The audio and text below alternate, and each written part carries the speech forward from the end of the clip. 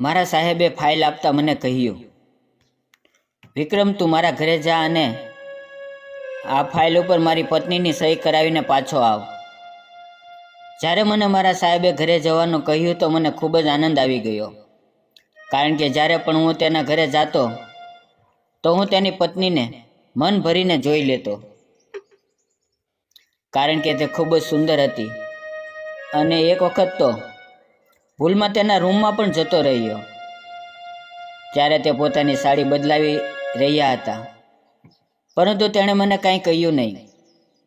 અને હું ત્યાંથી સમજી ગયો હતો કે મારી માટે તેના દિલમાં પણ થોડીક જગ્યા છે. સાહેબે આપેલી ફાઇલો લઈને હું તેના ઘરે કહ્યું. જ્યારે હું ઘરે પહોંચ્યો તો ત્યાં જઈને અમે ભાભીને અવાજો અને અંદર જતો રહ્યો તો ભાભી આરામથી બેસીને ટીવી જોઈ રહ્યા હતા. જ્યારે હું તેની પાસે ગયો હતો તેણે તેના હાથમાં એક ગ્લાસ પકડેલો હતો અને તેની અંદર શરાબ હતી. મિત્ર, તમને જણાવી દઈએ કે કોઈ પણ નશો કરવાથી તમારા શરીરનો અને તમારા પરિવારનો નાશ થાય છે. તે એક ઝાડ સમાન છે, માટે કોઈ પણ જાતના નશાથી દૂર રહો. તે મને જોઈને બોલી, આવ વિક્રમ, બેસ. તેણે મને સોફા તરફ ઈશારો કર્યો અને કહેવા લાગી, ઘણા દિવસ પછી આવ્યો. મેં તેને કહ્યું, ભાભી, તમે શરાબ પી રહ્યા છો. તો તેણે કહ્યું, શું કરું, મારી કિસ્મતની અંદર આ જ લખ્યું છે. પરંતુ વિક્રમ, તું મને એક વાત જણાવ, હું તને કેવી લાગુ છું? તો મેં કહ્યું, મેડમ, તમે મને ખૂબ જ સારા લાગો છો. તો તેણે કહ્યું, હું તને મારી સાથે આનંદ કરવાનું કહું તો તું મારી સાથે ટાઈમપાસ કરીશ? મેડમ, તમે સવાર સવારમાં મારી સાથે આવો મજાક શા માટે કરો છો? તો મેડમ કહેવા લાગ્યા, હું મજાક નથી કરી રહી, હું તને સાચું કહું છું. તને ખબર છે, મારા પતિ મને જરાય પણ આનંદ નથી આપતા. તે મારી પાસે આવ્યા અને મારા હાથમાંથી તે ફાઇલ લઈ બાજુના ટેબલ ઉપર મૂકી દીધી અને કહેવા લાગ્યા, હું ઘણા દિવસથી જોઉં છું કે તું જ્યારે પણ મારા ઘરે આવા છો તો તારી નજર હંમેશા મારા ઉપર રહે છે. મેં કહ્યું, મેડમ, જો હું તમને સાચી વાત કહું તો હું તમને ખૂબ જ પસંદ કરું છું. તે બોલ્યા, જો એવી વાત છે તો તારે મારી વાત માનવી છે. અને મારી સાથે મારા રૂમમાં મને આજે તેના વિચારો બરાબર લાગી રહ્યા નહોતા. તે ખૂબ જ નશામાં હતા. તેણે મારો હાથ પકડ્યો અને બાજુના રૂમમાં લઈ ગયા. મને ખુશી પણ થઈ રહી હતી અને ડર પણ લાગી રહ્યો હતો કે મારી આ વાત મારા સાહેબને ખબર ન પડી જાય. નમસ્તે મિત્રો, આગળની વાર્તા ખૂબ જ રોમેન્ટિક છે, એટલા માટે વાર્તાને પૂરી જોજો. મિત્રો, મારા સાહેબ તેની પત્નીને જરાય ખુશ રાખી શકતા નહોતા, એટલા માટે રોજ તેના ઘરે ઝઘડો થતો હતો. જ્યારે હું પહેલીવાર મારા સાહેબના ઘરે તેની સાથે ગયો અને મેં મેડમને જોયા તો હું તેને જોતો જ રહી ગયો. તે જોવામાં સાઉથની ફિલ્મની હિરોઈન લાગી રહી હતી. તે મારી માટે ચા લઈને આવ્યા. હું ચા પીવા લાગ્યો ત્યારે મારા સાહેબ પોતાની પત્નીની સાથે લઈને રૂમમાં ગયા. થોડી વાર પછી મને ત્યાંથી મોટી અવાજ આવવા લાગ્યો. તે બંને રૂમની અંદર એકબીજા સાથે ઝઘડો કરી રહ્યા હતા. હું બારી પાસે જઈને તેની વાત સાંભળવા લાગ્યો.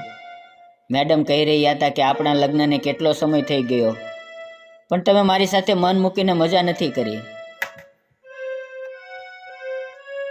મજા કરવાની વાત તો દૂર રહી, પણ તમે મારી સાથે પ્રેમથી વાત પણ નથી કરી. તમે મારી સાથે શા માટે લગ્ન કર્યા એ જ મને સમજાતું નથી. તો મારા સાહેબ કહેવા લાગ્યા કે મેં તારી સાથે ક્યારેય પ્યાર નથી કર્યો અને તારી સાથે મારા લગ્ન મારી મરજીની વિરુદ્ધ થયા છે. એટલું કહીને તે રૂમમાંથી બહાર આવ્યા. હું ફટાફટ મારી જગ્યા પર આવીને બેસી ગયો. તેણે કહ્યું, વિક્રમ, તું થોડી વાર માટે અહીંયા બેસ, હું હમણાં આવું છું. એટલું કહીને તે જતા રહ્યા. મેડમ રૂમમાં બેસીને રડી રહ્યા હતા.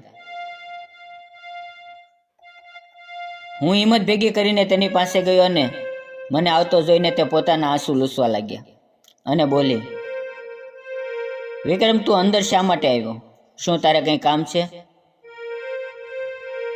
મેં કહ્યું, મેડમ, શું આ વાત સાચી છે કે સાહેબ તમને હજી સુધી ટચ પણ નથી કર્યા? તો મેડમ કહેવા લાગ્યા, તું આ વાતની અંદર એટલો બધો ઇન્ટરેસ્ટ શા માટે લઈ રહ્યો છે? શું તું મને આનંદ આપવા માંગે છે? મેડમે અચાનક મારી સાથે એવી વાત કરી નાખી કે મારા હોશ ઉડી ગયા. મેં કહ્યું, મેડમ, તમે એટલા બધા ખૂબસૂરત છો અને સાહેબ તમારી જરા પણ ઇજ્જત નથી કરતા. મેડમે કહ્યું, જો મને ખબર હોત કે આ માણસ મારી સાથે પ્રેમ નથી કરતો તો હું કુંવારી રહેત, પણ આની સાથે લગ્ન ન કરત. જો સાહેબની જગ્યાએ હું તમારો પતિ હોત તો હું તમને દુનિયાની બધી ખુશી આપત. તે મને એક નજરે જોવા લાગ્યા અને તેણે મારી પાસે આવીને કહ્યું, વિક્રમ, શું તું મને દરેક ખુશી આપીશ? મેં કહ્યું, મેડમ, જો તમે તૈયાર હો તો હું તમારી સાથે. જ્યારે મને કોઈનો અવાજ સંભળાયો, મેડમ બોલ્યા, તું જલ્દી મને તારો નંબર આપ, આપણે બંને પછી વાત કરીશું.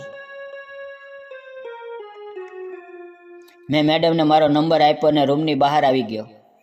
થોડી વારમાં મારા સાહેબ આવી ગયા અને હું તેની સાથે ઓફિસે જતો રહ્યો. આજે હું ખૂબ જ ખુશ હતો, કારણ કે મને એવું લાગી રહ્યું હતું કે મને મેડમ સાથે દોસ્તી કરવાનો મોકો મળશે. હું મારા રૂમની અંદર આરામ કરી રહ્યો હતો ત્યારે મારા ફોન ઉપર એક અજાણ્યા નંબર ઉપરથી ફોન આવ્યો. મેં ફોન ઉપાડ્યો. સામે સાહેબની પત્ની એટલે કે મેડમ હતા. તે મને પૂછવા લાગ્યા, વિક્રમ, તારા સાહેબ ક્યાં છે? તે હજી સુધી ઘરે નથી આવ્યા. મેં કહ્યું, મેડમ, તે પોતાની પર્સનલ આસિસ્ટન્ટ પ્રિયાની સાથે બહાર ગયા છે. મને લાગે છે કે તેને ઘરે આવવામાં મોડું થઈ જશે, માટે તમે જમીને સૂઈ જજો. મેડમ બોલ્યા, સારું, પણ તું શું કરા છો? મેં થોડી વાર પહેલાં ભોજન કર્યું છે અને હવે સૂવાની તૈયારી કરું છું. તો મેડમ બોલ્યા, વિક્રમ, તું મારી સાથે શું વિચારતો હતો? મેં કહ્યું, મેડમ, હું કંઈ સમજ્યો નહીં. તો મેડમે કહ્યું, તું મારી સાથે. મેં કહ્યું, મેડમ, તમે અમારા મોઢાની વાત કરી લીધી. હું ઘણા દિવસથી આની વિશે વિચારી રહ્યો હતો, પરંતુ હું તમને કહી શકતો નહોતો. ત્યારે મેડમ બોલ્યા, શું તું અત્યારે ઘરે આવી શકાશો? મેં કહ્યું, તમે શું વાત કરો છો મેડમ? તમે બોલાવો અને હું ન આવું? મારા ઘરે મારી પત્નીને કહ્યું કે મારા ઓફિસેથી ફોન આવ્યો છે અને મારા બોસે મને બોલાવ્યો છે. મેડમનું ઘર મારા ઘરથી 2 કિલોમીટર દૂર હતું. હું થોડી વારમાં તેના ઘરે પહોંચી ગયો. હું ધીમે ધીમે અંદર ગયો. મને અંદરથી ડર પણ લાગી રહ્યો હતો. મને એવું થઈ રહ્યું હતું કે સાહેબ ન આવી જાય. હું મેડમના રૂમમાં ગયો અને ત્યારે મને કોઈની પાછળથી પકડી લીધો. હું એકદમ ડરીને પાછો જોયું તો મેડમ હતા. તેણે કહ્યું, શાંત શાંત, હું છું. મેં કહ્યું, મેડમ, સાહેબ આવ્યા કે નહીં? તો તેણે કહ્યું, તે આવે કે ન આવે, મારે તે વ્યક્તિની જરૂર નથી અને મને તેનો જરા પણ ડર લાગતો નથી. તેણે મારો હાથ પકડ્યો અને તે મને અંદર લઈ ગયા. અંદર ગયા પછી તેણે દરવાજો બંધ કર્યો. મિત્રો, મને જરા પણ વિશ્વાસ નહોતો કે મેડમ મારી સાથે ખૂબ જ આનંદ કરવાના છે. તે મારી પાસે બેસી ગયા. તેણે મને કહ્યું, શું ક્યારેય તે આનો અનુભવ કર્યો છે?